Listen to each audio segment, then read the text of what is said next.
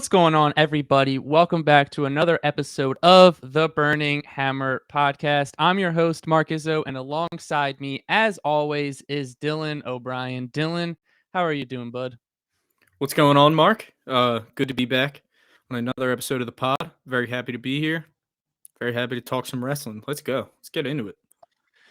Yeah, and I know we said, 2 weeks ago, we missed a few weeks and said we're going to be back at it every week. Following week, we missed an episode. We both just randomly kind of forgot about it, which is neither here nor there. That is in the past, and we Got will busy move forward schedules. from it. That's on us. We have to be better. But Dillon, before we get started, you know the drill. Let me see what kind of t-shirt you're rocking today. All right, Mark. So today, I actually have a new purchase. Didn't even tell you I purchased it. Just wanted to surprise you on the pod. Nice. But I couldn't help myself. Had to get it. I made a purchase on the WWE website, and in my cart, they sent me, or like with my purchase, they were like, "Thanks for your purchase. Here's 30% off code." And I was like, "Well, Nice. guess I'm making another purchase," and that's why I had to do it. Had to grab the honorary use, Sami Zayn. Very nice. Yep. I mean, this was one I needed to get in my collection. I was actually telling my girlfriend when this shirt showed up. Not that she cared very much, but I was saying in like 10 years, when I'm talking to Mark, I'm just randomly going to break out this shirt. Ooh, excuse me. I'm just randomly going to break out this shirt. And we're going to be like, yo, remember when Sami Zayn was the honorary Uce? Like, that was, what a great, like, we were like, that was such a funny time in his, what a great storyline that was. Yeah. I love shirts. And it's going to be something that, like, in like 30 years, you're like going through your stuff in your attic and like you're giving your son or your daughter stuff. And then you just pull out the honorary Uce t-shirt and then a tear just drops from your eye. Oh, yeah. I mean, this is like the honorary Uce. Sami Zayn has been, I mean, it's probably been the best story going on in WWE for the last few months, really. Has been Sami Zayn within the bloodline. And it's been amazing. I love shirts specifically that are like that are storyline specific, if that makes sense. Yeah. And like this is one of those. So yeah, very happy to make this purchase. Like, that one's sick too because like the shirt itself plays like a factor in the storyline. Exactly. It's not like it's a shirt like that's like representative of someone or a team. It's like Roman Reigns gave Sami the shirt and it's like he's now a member of the bloodline. So that's what makes it like way cooler. So love the honorary Uce shirt. Fits great. My first time putting it on was just a few minutes ago. Love it. Nice. Mark, what are you wearing? And my shirt, this is one I forgot I had. It's one of the first shirts that I sort of got getting back into wrestling over the past few years. And design-wise, I think it's beautiful. I got the Elite Young Bucks t-shirt, purple and yellow Young Buck right on the front. There you go. Hell yeah. Love that. Yeah. Don't wear it as much right now because it fits a bit awkwardly because I've just worn it so much. So it's whatever though. We're going to wear it for the pod. I'm gonna grab my water real quick. It's like right behind me. All right, and I'm going to get into the business side of things while Dillon replenishes his thirst. So, if you want to keep up with when we release new episodes of the podcast, you can follow us on Twitter, Instagram, and TikTok at The Burnt Hammer. We've been posting a lot on Instagram and TikTok and Twitter. That's where you're going to get breaking news, things sort of that, especially on TikTok. We're doing more fantasy-based things. The most recent TikTok I posted, I gave my opinion on 5 AEW wrestlers who would thrive in WWE. So you can go over and check that out. If you want to stay up to date with when Dillon releases a new article or his instant thoughts about breaking news or anything like that. Follow him on Twitter and Instagram at Dill O'Brien _wave. And the same thing for me. You can follow me on Twitter and Instagram at Mark Izzo _wave. If you're watching on YouTube, make sure to like, make sure to comment, make sure to subscribe. If you're listening via audio streaming service, make sure to leave a review, make sure to follow or subscribe, whatever it is that that platform does. And if you want to read me or Dillon's articles, visit vendettasportsmedia.com. We both do results and reviews along with previews for AEW and WWE weekly shows. Or if you're on our social media, click the link in our bio and it will bring you to all of our posts. And speaking of our posts, we are going to go over sort of a review of what happened on Monday Night Raw and AEW Dynamite. Dillon, kick us off. What are some of the big things that happened on Monday Night Raw for those who are not able to watch? Yeah, so like Mark said, every single week I do the results and review for Monday Night Raw for Vendetta Sports Media. So you can be on the lookout for that every single week. And probably going to start just giving a quick rundown of the results of Monday Night Raw because this is a weekly podcast. And that's the weekly show that I can promise you I watch every single minute of. There's a lot of wrestling on weekly. It's hard to catch all of it, but It's we can also the guarantee only you. two that take place before we record the podcast. Yeah, it's also the only two that take place before we record. Thanks for that, Mark.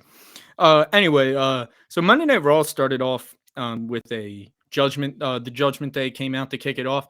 The Judgment Day has been kicking off Raw pretty regularly. It's been seeming to me, like I said, I watch every single week. I have to pay close attention and write down notes on it every single week. They really like kicking off Raw with Judgment Day for the past month. And they were quickly interrupted by the OC. And then there was a match between Carl Anderson and Finn Balor. Really, the only reason I need to bring this up, a couple reasons. One, they have been doing since they decided that this was going to be the feud, the Judgment Day and the OC, they have been nonstop referencing the past between Finn Balor and the OC. For those who don't know, in New Japan Pro Wrestling, there is a faction called the Bullet Club that was started by Finn Balor when he was known as Prince Devitt in New Japan Pro Wrestling. Gallows and Anderson were members of that club. Finn Balor ended up leaving for NXT and eventually WWE. And while he was not the leader anymore, there has been several leaders going in and out, but a leader at the time for a good while was AJ Styles. So, we do have a little bit of that, history together, and they've been stressing a lot. Like they've been and the reason I'm saying is because they're saying it like every chance they get. They are referencing that these guys were in a faction together. And it's just really interesting considering everything that's going on with Anderson still currently holding a title in New Japan Pro Wrestling. New Japan Pro Wrestling has reported that they haven't even been able to get in touch with him, which would be... Yeah, and quickly talking about that, Anderson was set to defend the Never Openweight Championship, which is a title in New Japan Pro Wrestling, on the 4th and the 5th. But as we know, Crown Jewel is November 5th. And so New Japan Pro Wrestling recently put out a statement that said if Carl Anderson does not show up to defend his title, the title will be vacated and he will have to return the title to New Japan Pro Wrestling. So that's definitely something to keep an eye on. Yeah, and it's definitely something to keep an eye on whether it's so like I said, this is either really bad business by Carl Anderson. In my Yeah, it's either kind of just really like bad it's business kind by of Carl. screwing like New Japan, dude. If you do that, it's pretty much just Yeah. telling me like fuck off. But it's got to be a work though, right? I You don't mean, think it can be a work? Dude, if it's a work, it's awesome because if it's a work, then this is long-term storytelling for an eventual New what Japan if versus WWE pay-per-view. what if they do like New Japan invades Crown Jewel or something to get the title back? Oh shit, that would be crazy. That would be sick. Let's see. We can hope that it's a work. If history shows anything, I guess it would say you could say that this is probably not a work. But if anything is on our side, Triple H has maintained that he will not really close the door to any possibilities. And if it was ever going to happen, it would be now. And like you said, it's not very often that people debut for other companies while they're still holding a title with a company. Well, and especially for WWE, like signing him when he's still like signed. I guess he's technically still signed for New Japan. I'm not quite sure how that works, but even before, when Vince was still in charge, there were talks of WWE and New Japan working together, but ultimately New Japan decided to collaborate with AEW. But this is just a headline that I saw like a while ago, but Tony Khan like didn't really want to do a Forbidden Door 2, and New Japan wanted to do it in Japan, but I don't think Tony Khan wanted to do that. So it's definitely something you have high hopes for, but the likeliness of it might be a bit lower. But if anyone can do it, it's Trips, man. He can do it. And so that's really why I wanted to put so much emphasis on this, was just because I wanted to bring it up now and say that like this very well could be a work. And like I said, my reason for believing it, I honestly think it's a work. I do, and I think this is going to be long-term story, because to me it just makes no sense. Maybe I'm giving Carl Anderson too much credit. I don't know him personally, but like that's such a bad decision to just like, you know what I mean? Especially if he's like truly just like was like see ya and like not answering calls and stuff. Like that's, we'll see. But anyway, it ended up leading to a match between Carl Anderson and Finn Balor. Finn picked up the win after some shenanigans by Rhea. The ref was distracted. Rhea hit Carl Anderson with a low blow. But the big thing that happened in this match, holy shit, dude. Rhea Ripley on the outside of the ring picks up and fucking slams Luke Gallows, all 6'8", 300 pounds of him. And this woman just fucking lift him with didn't make it look very hard either.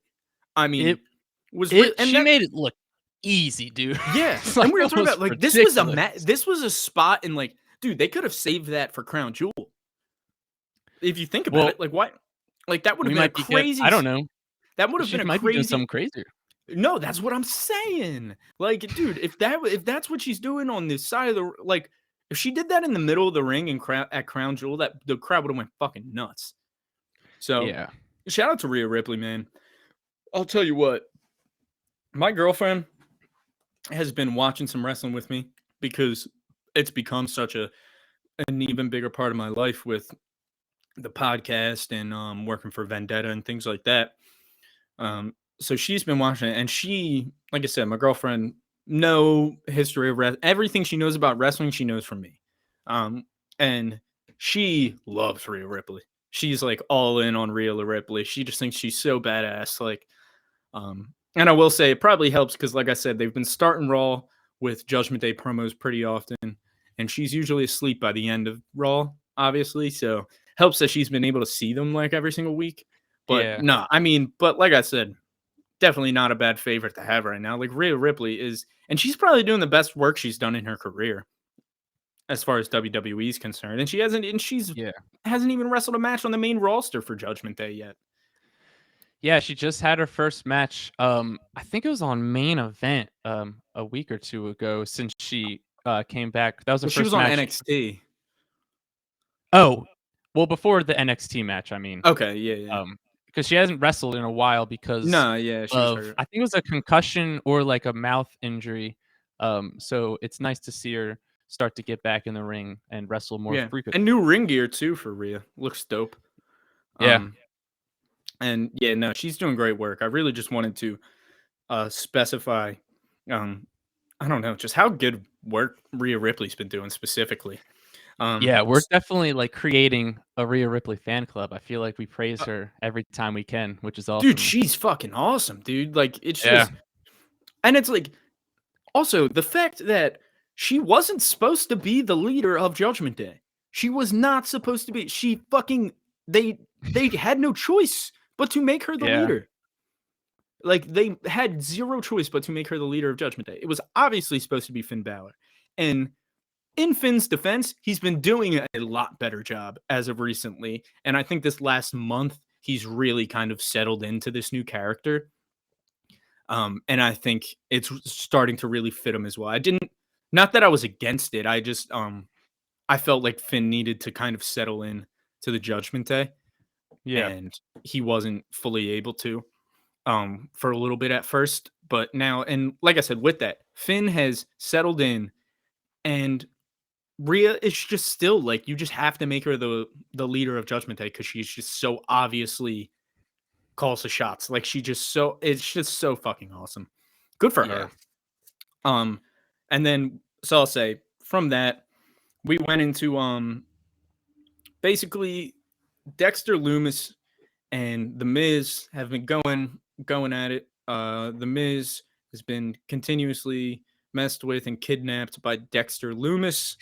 And then there was supposed to be a match last week that The Miz punked out on or something. So basically, Johnny Gargano claims to know the reason why Dexter Lumis is targeting The Miz. And he says if The Miz doesn't tell the truth, then Johnny Gargano is going to do it for him. And The Miz said, "You want the truth? You want the truth?" And then R-Truth came out, and he said, "You said you wanted the truth." And then, it was also R-Truth's hometown, Charlotte, North Carolina. So that was nice, little pandering. Good to see R-Truth. Love R-Truth. He's so funny. Yeah. Like, Yeah. He so showed it's up just, on the NXT after Halloween Havoc, and he went in the ring. I think he was dressed up as like the Joker, and he was like, "NXT, welcome to Halloween Havoc," and it was just like a week after the show.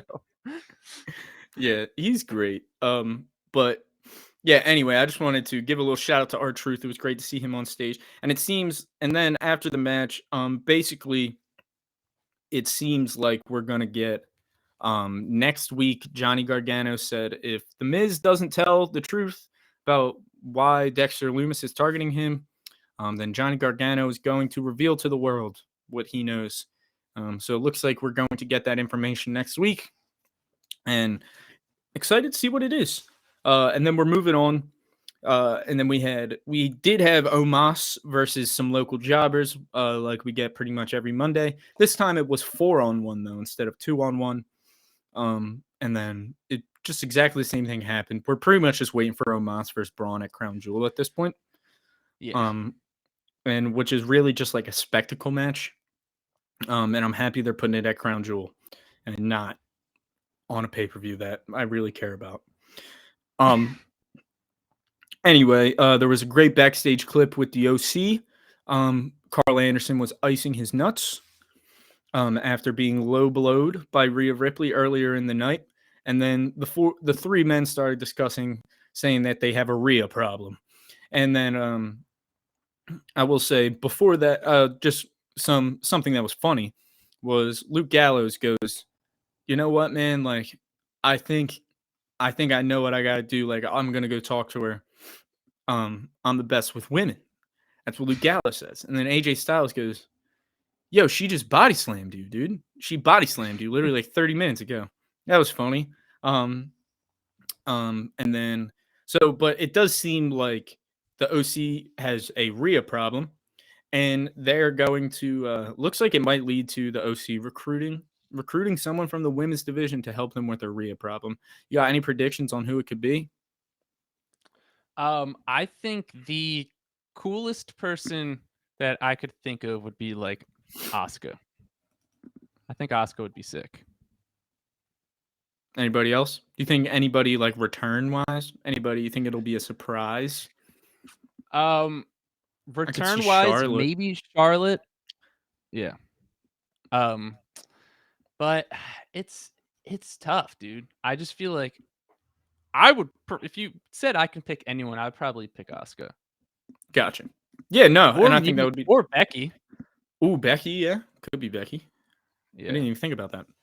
Yeah, and something small during this segment was that like Carl Anderson low key made a reference to his sour boy persona, which is like a thing he does on Being the Elite, where he'll just like eat something sour and then he makes like a face and then like talks funny. So when he was icing his avocados, it was like he was making his sour boy face, just something small that a lot of people probably might not have noticed. Hell yeah. So this led us into so that happened, and then we had another match. We had Corbin versus Gargano, JBL, and the newly returned Baron Corbin under this new gimmick with JBL as his manager. JBL is so funny. Like, he is truly hilarious. Him just talking. What did he say? He was like that bum of a quarterback, Baker Mayfield. Like, he Yeah. just, I I think don't he know. plays that role so well of He like does it the really old well. timer who's like, this new generation's so Oh yeah, soft and they couldn't do this back in my day. That classic yeah. line that all of our Oh yeah. parents tell us. Back in my day, Johnny Gargano would be carrying my bags. That's what he said. Yeah. And so basically we had a pretty decent match, honestly. The end of days, one of the best finishing moves in WWE. I don't give a fuck, bro. Like, I don't care how Yeah. annoying It's Baron awesome. Corbin is. That fucking finisher is so awesome. And I need Baron Yeah. Corbin to become likable so I can fucking enjoy like his shit more. I'll And I say don't I'll necessarily say hate this. Baron Corbin. I just like he's just missing something, dude. I think first off, I think Baron Corbin gets way too much hate, especially on social media and stuff, He gets which way is too much hate for understandable. his in-ring ability specifically, I'll say that. I think, dude, I don't know why people are hating on him. I've always liked him. I thought he got a lot of hate that he doesn't really deserve. Um, that is an awesome move, and it is one of like the most protected finishers maybe in WWE history, dude. Like no one kicked out of it for like a while, and Wait, who was the first person to I kick out of it too? Wasn't it funny? I think wasn't it just like Drew? Oh, maybe. I think that Maybe was it like the was. first person in like 2 Yeah. years to kick out of it or something. Um, but I love this storyline. I love JBL. I do like Baron Corbin, but one thing I think is still strange is that he's coming out to that same theme music that he was when Yeah. he was Happy Corbin, Yeah, he which should is come out it's odd. with JBL. Yeah, or he just needs like new theme music. Yeah, or some yeah. I agree. I can agree with that completely. But that was a solid match. I just specifically want to say I specifically with JBL joining commentary for all these Baron Corbin matches, it really makes me miss him on commentary. He's so funny. I mean, he was so good at that. Yeah. Um, and then in the main event of Monday Night Raw, just to wrap it up, we got Bailey versus Bianca Belair, and it was a non-title match, which made the result pretty predictable in my opinion. Bailey did pick up the win here, but it was via interference by Nikki Cross, a returning Nikki Cross, not Nikki ASH, Nikki Cross. Um, and she took out Damage Control and the referee, allowing Bailey to pick up the win, and then attacked Bailey after the match. So Bailey got a pinfall over Bianca Belair, which would make one assume she's gonna want another title shot. She pinned her 1-on-1. And but with Nikki Cross kind of getting into the situation now, who knows what's gonna go? But it's good to see Nikki Cross back. Good to see her back out of that superhero costume. Um, because I don't even know what they were going for. That didn't work. Um, I'm not for like the. I'm not. I don't get the pandering to the little kids characters. Yeah. I because never they don't understood, even like, work. the They don't even. superhero Yeah, they don't gimmicks. even work for the kids. I don't even think the kids like it. Yeah. Like Yeah. the kid, like that's what I'm saying. Like John Cena is already a superhero. You don't need to, you know what I mean? Like to these Yeah. kids, like you don't need to. Anyway, um, but yeah, I just wanted to get your takes. What's your thought on what this is going to mean for the women's title picture? What they're going to do with Nikki Cross here? It's really interesting to, I don't know, kind of see that this is not what I thought was going to happen. Definitely. So it's going to be. Yeah. I I think that, it's probably gonna lead to Cross versus Belair versus Bayley at Crown Jewel. You think so? Yeah. And that would have Because to it be wouldn't set up. make sense if Cross comes in and interferes, and then she doesn't want an opportunity for the title because she could say, "Hey, I helped Bayley win, so, like, Yeah. I should be a part of the title match." Yeah. No, totally. It is interesting. I am interested to see where they go with it, but um overall, it was a solid week of Raw. Wasn't the best episode in recent memory, Lo but A lot of people were hating on it, online, yeah, at least. it was all right. Maybe yeah, honestly. Okay. It wasn't very good compared to all the other Raws we've been getting recently. Yeah. Still better than any Raw that we got in that 6 month period before Tripp took over, though. Yeah. Give you that. But yeah, it was kind of an uneventful Raw. I'll say that. Besides Nikki Cross coming out, it was a whole lot of filler. Whole lot of filler. A lot of Yeah, it stuff I definitely feel like feels I like could have just read. yeah, it feels like they're waiting until Crown Jewel to build That's what it. towards I think Survivor so, Series. and it makes sense. They're not gonna Yeah. confuse everything. So, Yeah. how was Dynamite this week, Mark? Dynamite was pretty damn good. Dynamite has been lacking along with Rampage for AEW, I would say probably since, All Out, but this was definitely one of the best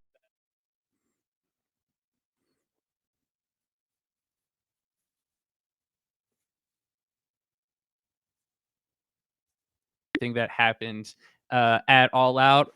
Kick off the night, it was Claudio Castagnoli and Wheeler Yuta taking on Chris Jericho and Daniel Garcia. Jericho is the ROH World Champion. Daniel Garcia is the ROH Pure Champion. Ironically, Jericho beat Claudio to capture the title, and Daniel Garcia beat Wheeler Yuta to capture the championship. This was a pretty good match. It went back and forth for a while, and I think it was about as good as a match as these four can put on. You can tell they clearly have some really good chemistry, but what happened after the match was pretty important. Renee Paquette was backstage interviewing Bryan Danielson, and Danielson said he was frustrated with the way that Wheeler Yuta talked to him during their interview last week. And Wheeler Yuta came back, and Danielson and Yuta got in each other's faces, and Claudio had to break it up. And Claudio said, "We're going to talk this out like adults." So that's definitely something to keep an eye on and remember because it's a really interesting storyline. Following that, we had the Jericho Appreciation Society backstage interview with Tony Schiavone. Jericho blamed his loss on the fact that Claudio and Yuta used a bat, Floyd, which was Chris Jericho's bat, but Jericho tried to use the bat, but it didn't work. And then he said he's still going to destroy Ring of Honor. He's opening a challenge to any former champion, man or woman, who has held any title in Ring of Honor, and that is going to take place next week on Dynamite. So it's going to be interesting to see who sort of answers the call and what former champion that it will be. I think the way they've been doing this with Chris Jericho is awesome. It's some of my favorite work from Jericho since he joined AEW. Him just wanting to destroy Ring of Honor. I just think it's brilliant, and I'm really happy that they're doing it. And then following that, we had FTR taking on Swerve in Our Glory to determine the new number one contender for the AEW World Tag Team Championship. The match was really good. It was definitely one that could have been on a pay per view. It was that quality of a match. And I think this match shows that AEW is officially done with their ranking system. There were reports that they were sort of going away from it, but I think this just solidifies the fact that they are done with it because FTR has been ranked number 1 in the tag team division for, like, 6 months, and then the fact that they have to wrestle Swerve in Our Glory, to determine a new number 1 contender just shows that the ranking system is dead, and if you go on their website, they haven't updated the rankings, in, like, a month or 2, so, that's definitely something that it's unfortunate because I liked the ranking system. I thought it was a new and innovative idea to bring into professional wrestling. And the way they did this match, uh, I thought was good too because FTR, AAA Tag Team Champions, IWGP Heavyweight Tag Team Champions, and Ring of Honor Tag Team Champions, so you can't have those guys just lose cleanly, so, the way they did it was I believe Cash Wheeler went on the outside, and then the Gun Club, like, grabbed him because they were, like, sitting with the fans, and then, Cash Wheeler couldn't get in to break up the pin, so then, Dax Harwood ended up eating the pin. But then following that, probably what might have been the highlight of the night was the MJF interview with Renee Paquette. If you haven't seen this, you definitely need to go watch it. He, um he mocked Jon Moxley, did a Jon Moxley impersonation, which was hysterical. I thought it was pretty much spot on. So it's something you definitely need to go watch. And he said that he wants Moxley 100% healthy so that when he beats him at Full Gear, that there are no excuses for anyone to hold over his head. If you didn't watch his promo with William Regal last week, you definitely need to go ahead and watch that. MGF is cutting amazing promos every week, and I think this might lead to some of his best work that he's ever done in All Elite Wrestling. Following that, we had Bryan Danielson versus Sammy Guevara. Danielson said he was frustrated. He's going to take it out on Sammy, and take it out he did. He beat the absolute piss out of Sammy Guevara, which was nice to see. Sammy Guevara is getting a lot of hate online, rightfully so. But and something else that happened in the MJF Well, yeah, didn't he say interview. he said Andrade punched too hard. Yeah, yeah. So there was a lot of beef with him and Andrade. Apparently Sammy. Now this is all like reports and rumors and stuff, but reportedly Sammy said that Andrade hit too hard, but he didn't tell Andrade. And then they were sort of going at it over Twitter. And then the following, Andrade pretty much said it's on site, which is pretty much what he said on Twitter when they were like going back and forth.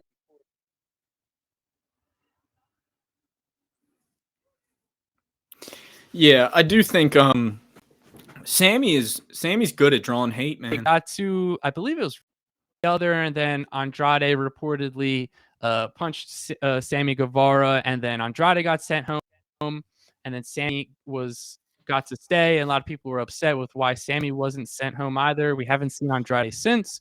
A lot of his matches that he was supposed to wrestle, they got scrapped or he was replaced with someone else. And it's ironic that Sammy was complaining that Andrade hit too hard, and then Tony Khan puts him in a match against Bryan Danielson, who was one of the hardest and stiffest Yeah, no, hitters that's what all of that's what I was trying to bring up, was that he said Andrade hit too hard and then fucking main evented him with Danielson and had him get the shit beat out of him. Like, honestly, that's how you make Yeah, a 23-year-old Sammy Guevara, who is probably got a little too much air in his head right now.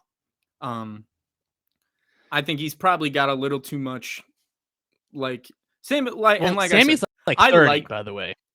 I thought Sammy was like 23. Nah, dude, he's like 30. I Bro. swear to God. All right. Well, Yeah, it makes it worse. damn, yeah, dude. He looks young as fuck. Why did I think he was so young? Because he looks like a child? Maybe I'm 'cause not he even acts I'm like not a even child. hating. I like Sammy, like, objectively. I think he's a very good wrestler and shit. I just think, like, the whole tool bag character worked for a really long time, and now it's to the point where I'm like, all right, now it's to the point where you just seem like a real life tool and like no D. I don't even like you as like Yeah. as a character very much anymore. But yeah, that's essentially what I was trying to bring up. Was him complaining Yeah. about Andrade's hits and then going with the man who is known to be one of the hardest hitters in wrestling, Bryan Danielson. Yeah.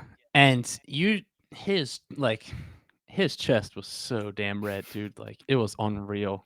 I Um love Bryan but Danielson, going dude.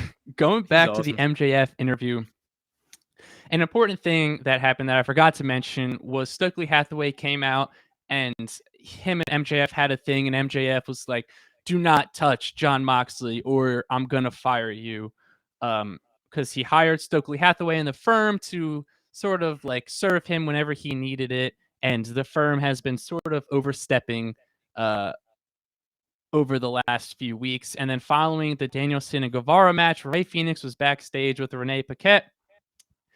He was talking about how his brother Penta was going to win the AEW World Championship and that he was going to be another double champion.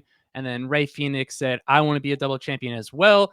And he said, "I want to win the All Atlantic title." And then Christian Cage and Luchasaurus came over.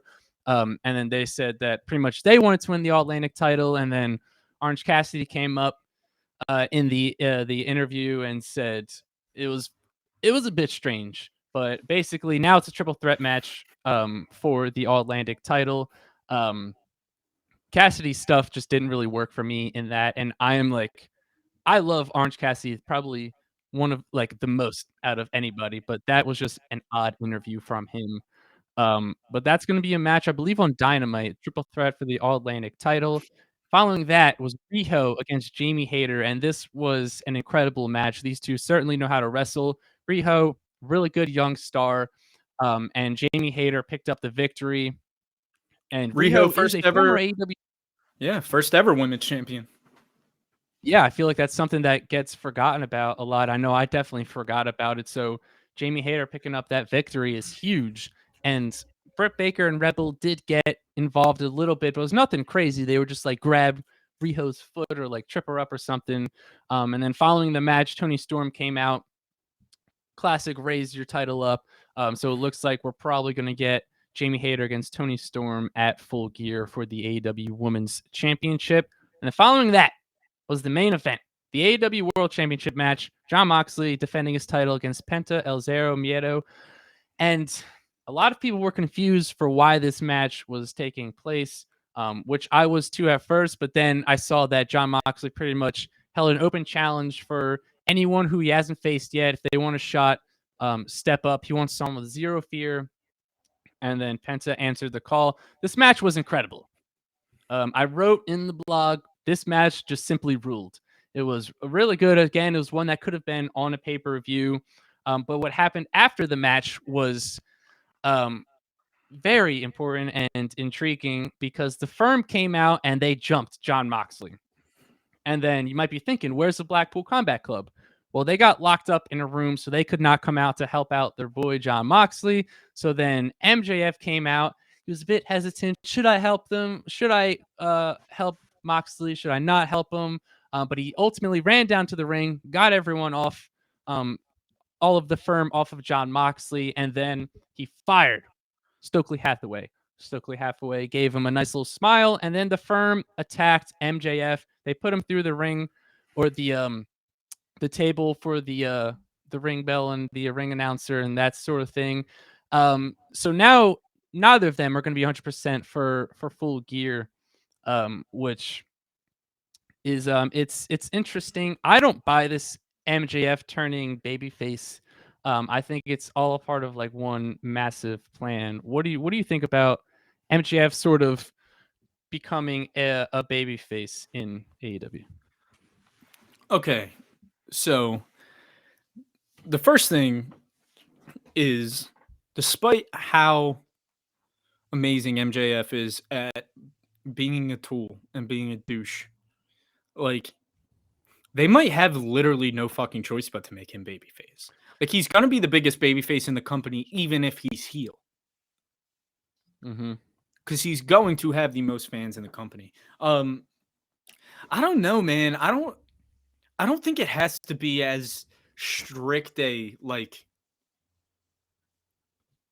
like as strict a turn, if that makes sense. I don't think it needs to be like this this like overwhelming face turn.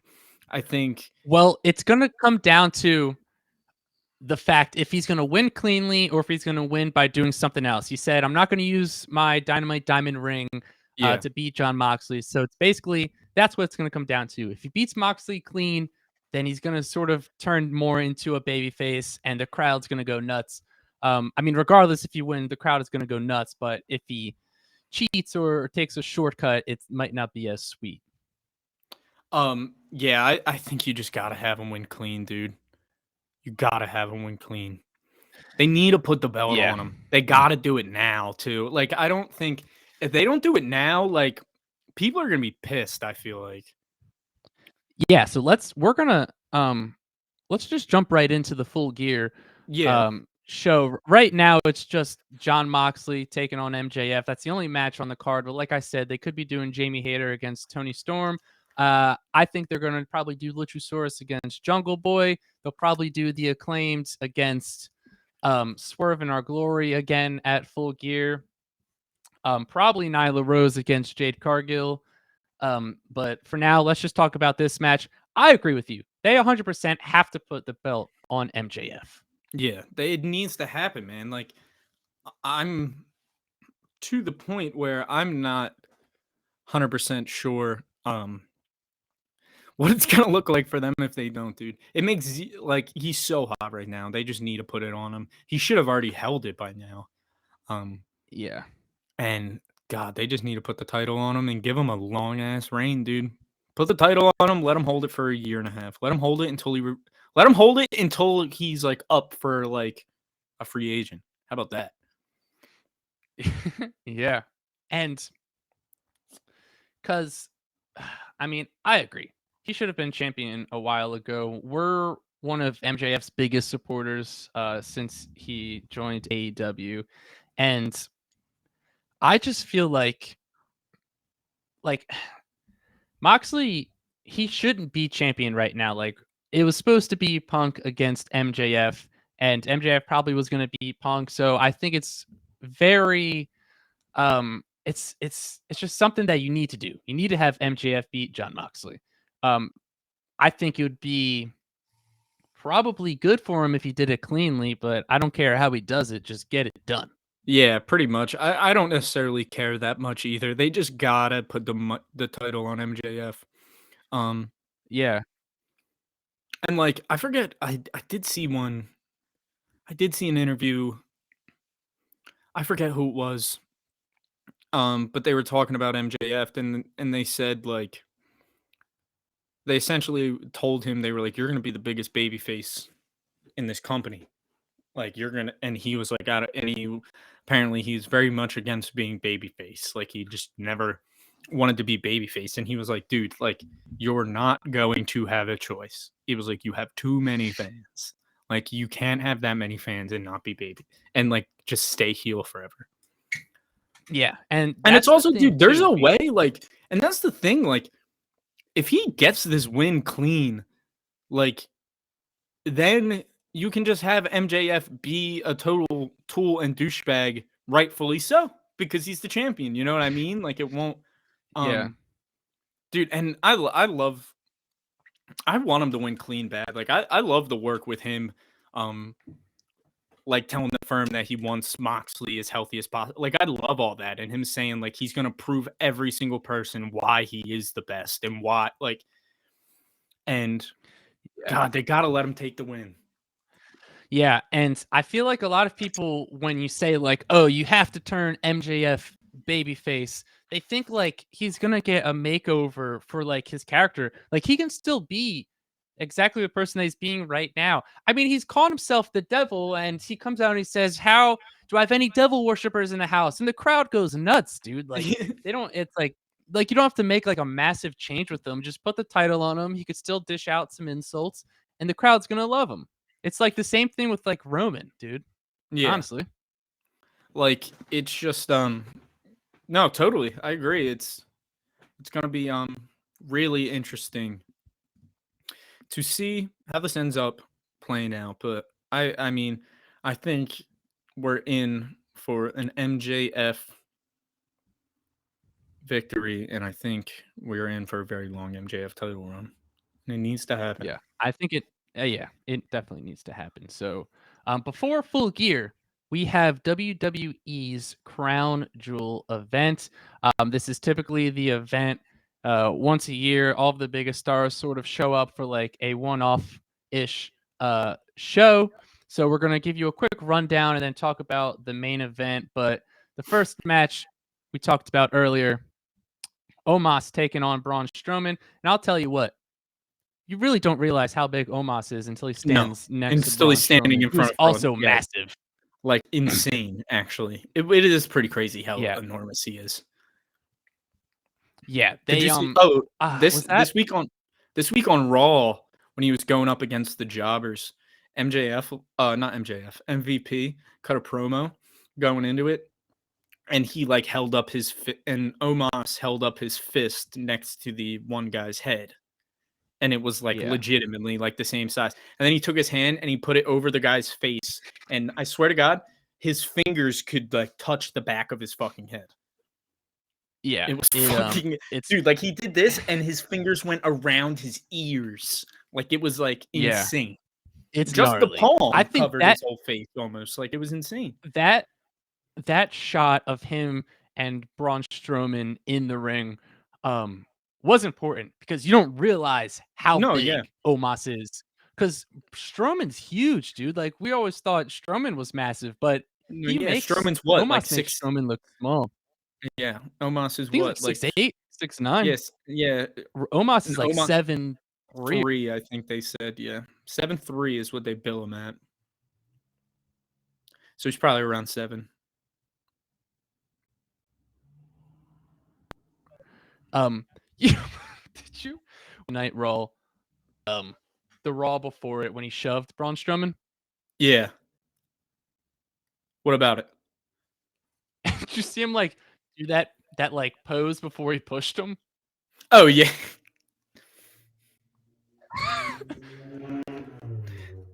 Is that what you're Just talking like about?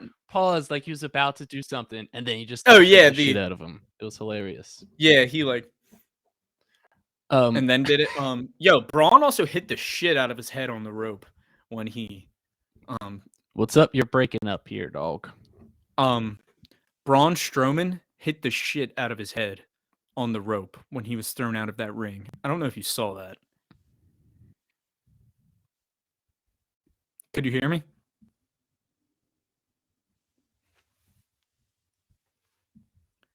Hey fella, Really?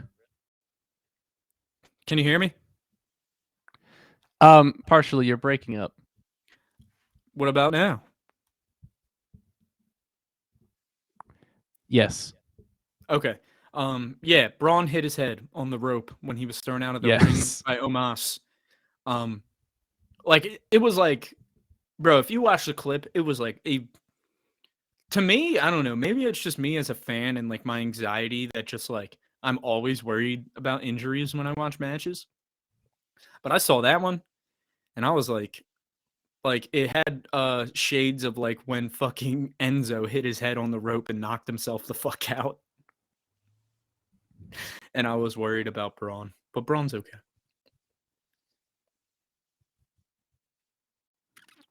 I don't wait. When did that happen? What? When Enzo got fucked up? When did Enzo hit his head? You don't remember like that one?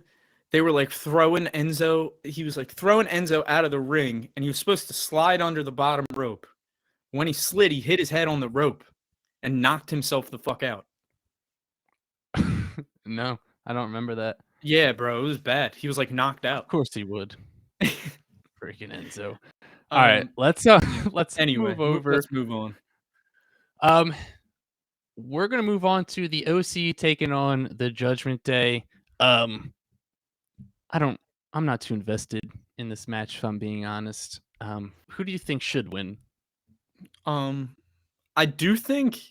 I think the Judgment Day is gonna win, and I think they're gonna win by. This is my prediction. I think Dominic is gonna pin AJ. Again? Yeah.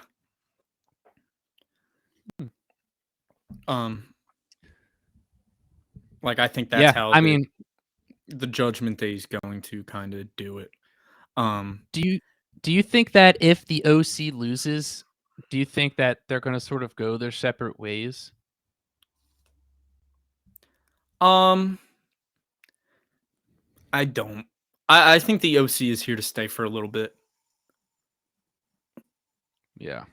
but who I knows? think well, because we were talking about, like, that's one of the things we like about the Blackpool Combat Club is that they're like a team, but they also all go off on their own and go their separate ways. So, I Yeah. mean, it's gonna be interesting to see, um, like, sort of where they go from there if they lose. I feel like I would like to see the Judgment Day win. I'm a big fan of the Judgment Day, and I think they need to start picking up some wins, especially like, them as a trio.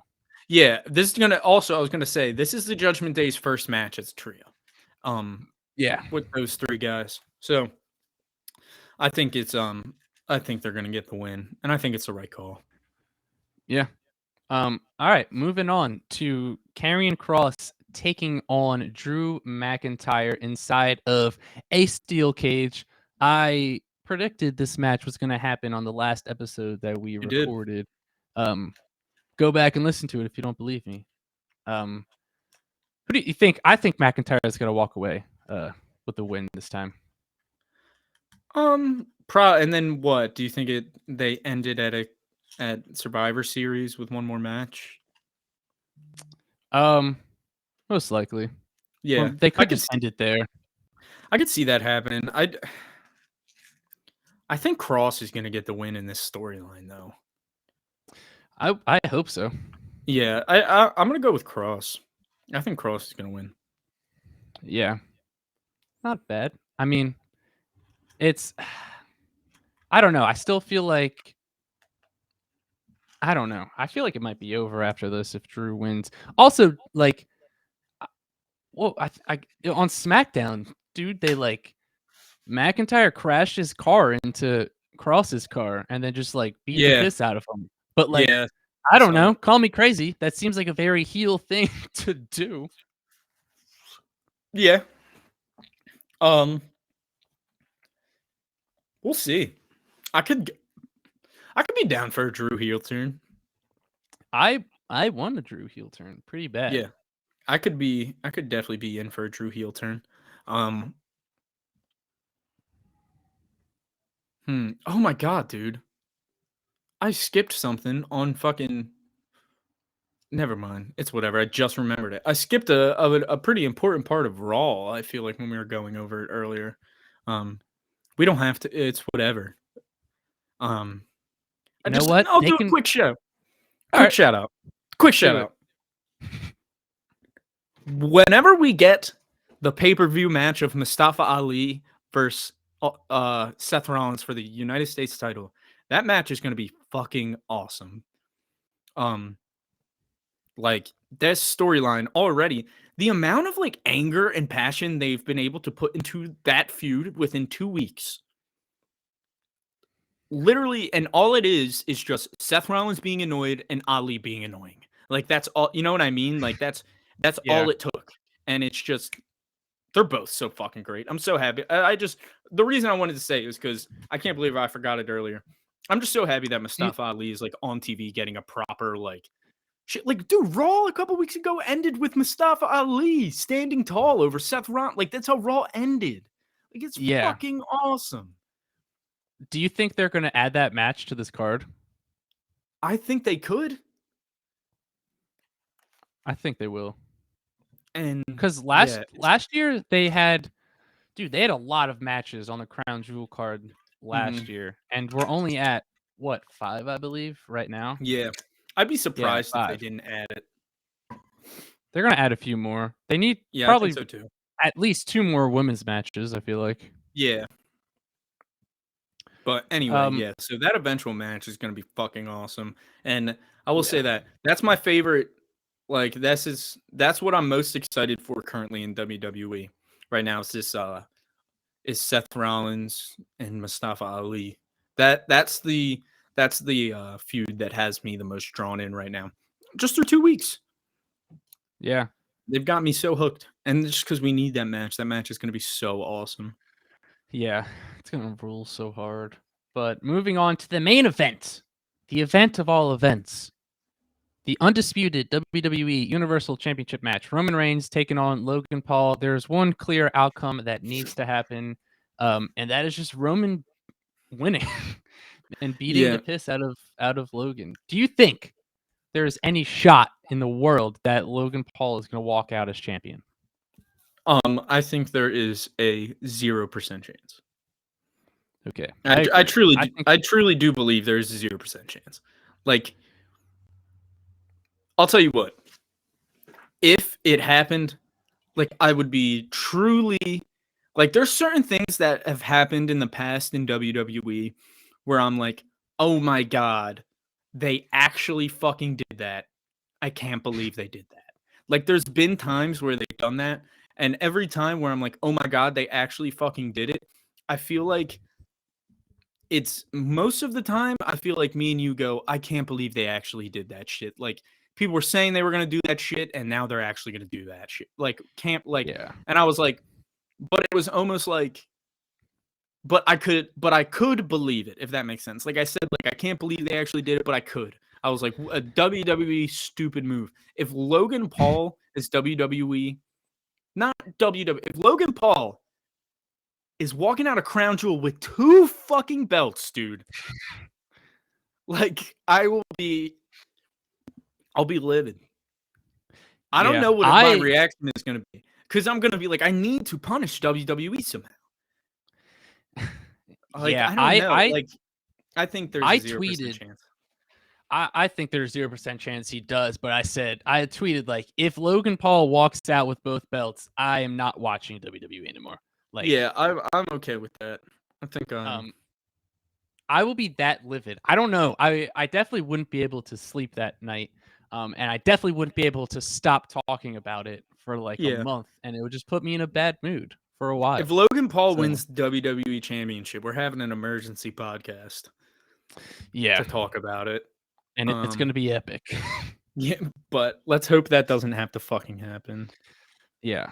Let's not even put it out there into the Yeah, universe. no, like, Roman has to win, and in my opinion, Roman's got to win handily. Like, Roman's needs to get a proper W, and I think the only so I could see, I think the Logan Paul run in this match is going to come from, like, some shenanigans between Jay and Sammy.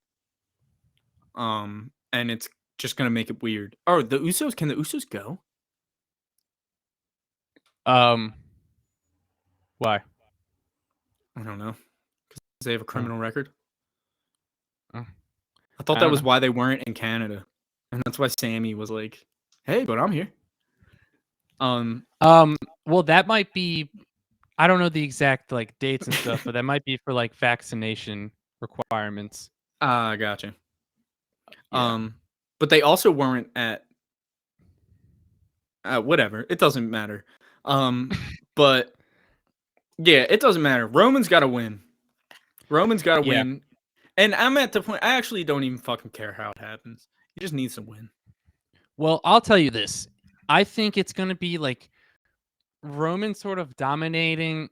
Logan's going to get in his short, like, spurry of offense. But then Roman's just going to put an end to it and then just beat the piss out of him. Like, it's not going to be like a squash match, but I don't think it's going to be very even. I think it's going to be Roman always in control. No, yeah, Logan's so going to get that's what, like, a little that's flurry mhm. and then game over.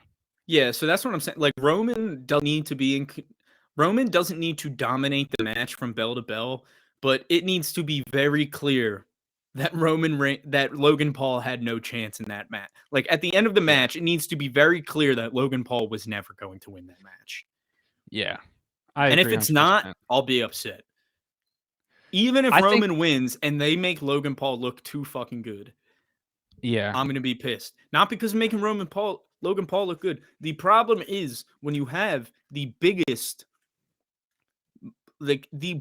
most over superstar on the fucking planet as the head of your company, and you put him in a situation like this,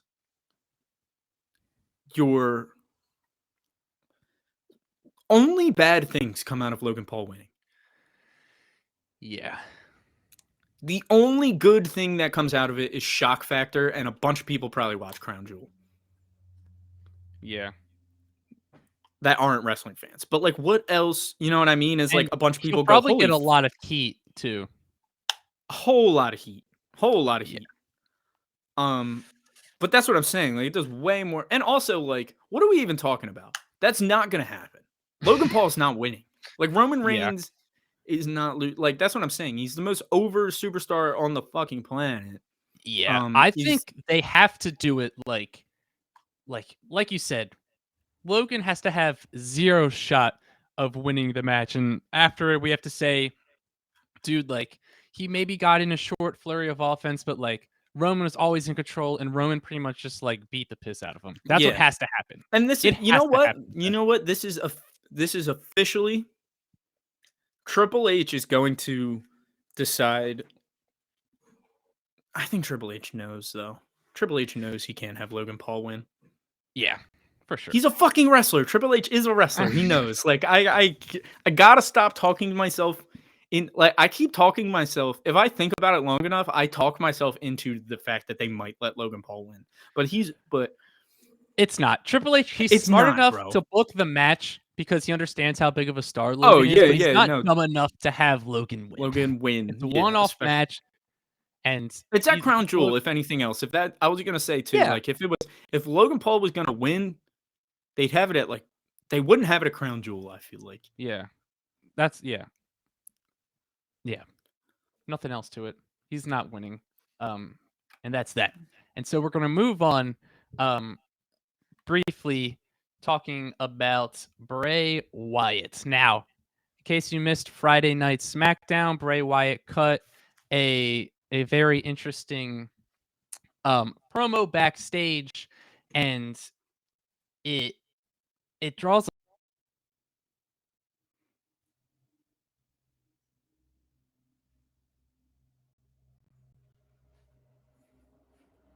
and I think it's just the promo. Definitely go and watch it. It's on WWE.com, and I'm sure it's on their YouTube as well. But I don't want to play it because we're going to get copy struck. But basically, it was him in a completely different tone of voice talking about how he's going to do bad things and he's going to hurt people.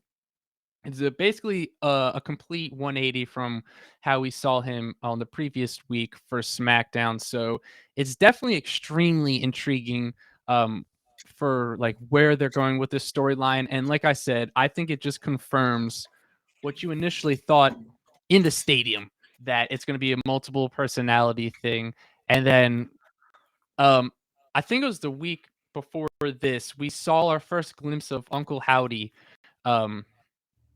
And it's interesting. What are your thoughts about this new promo that we got from Bray?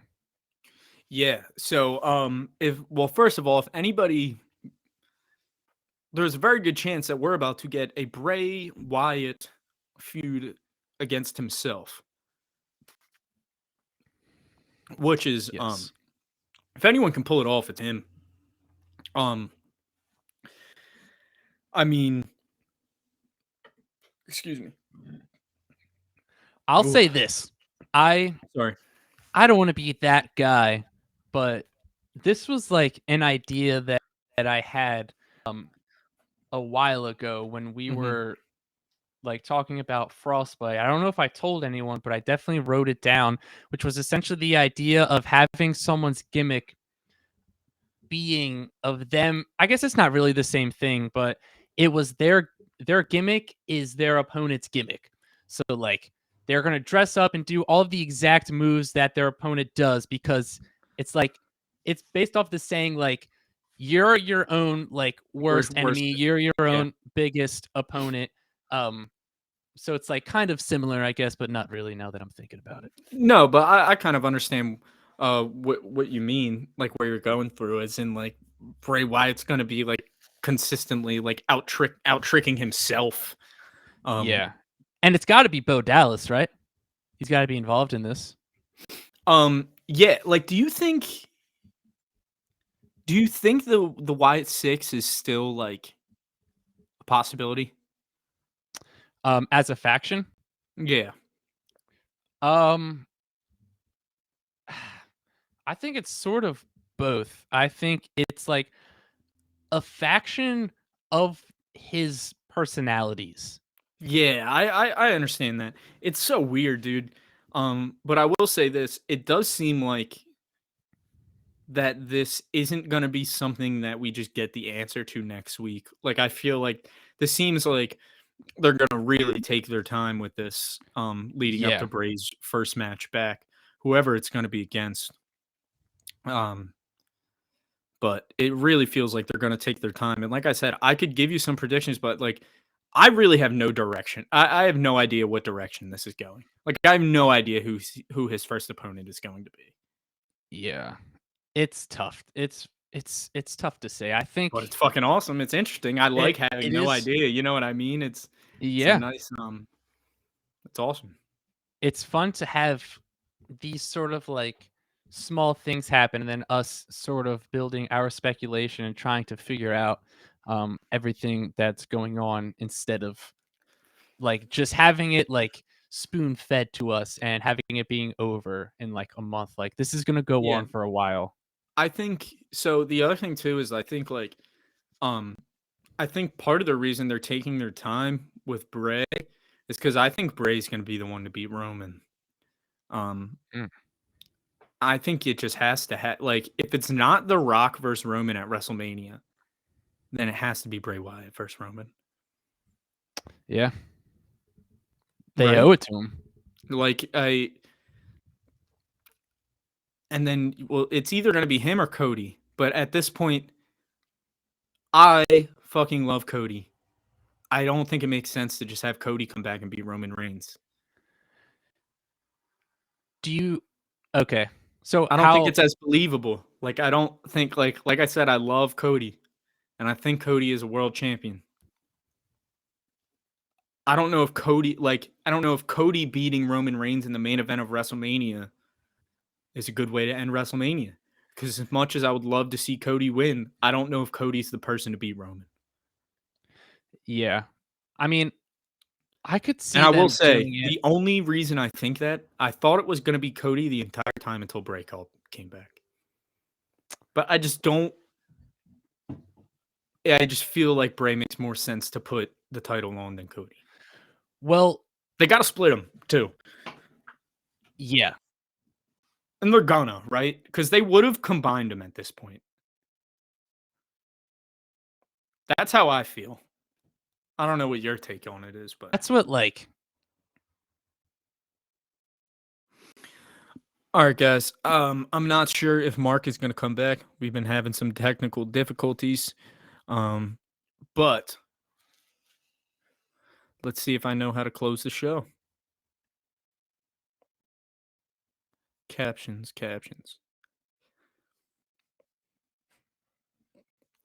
If you don't follow me, looks like we might be. He's back. I'm back. Okay, cool.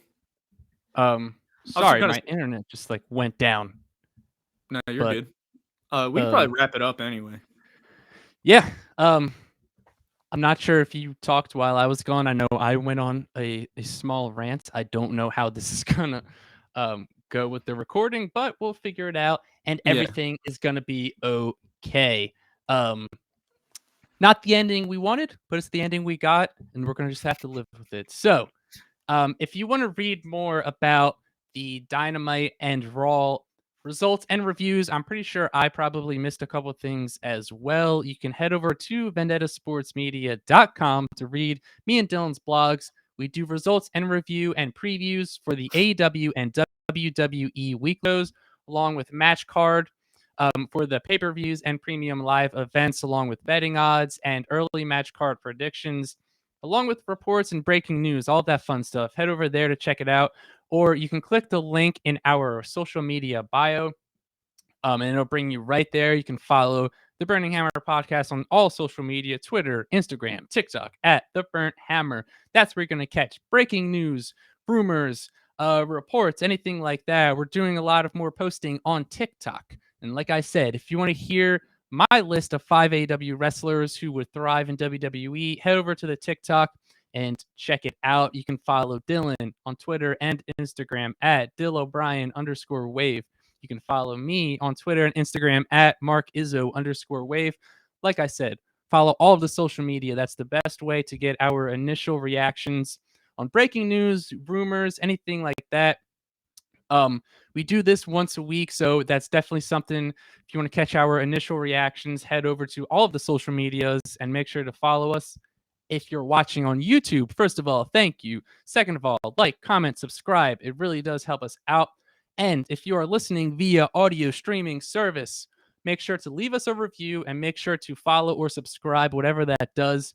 If you're watching on YouTube, we are available on pretty much every podcast streaming service. So go over there and make sure to follow us or subscribe, whatever it is that that service does. I know we said we're going to be back 2 weeks ago and we weren't, but we are going to be officially back on a regular schedule, coming out every Fridays, and I promise you we will make sure that stays a thing and we will not miss another episode ever.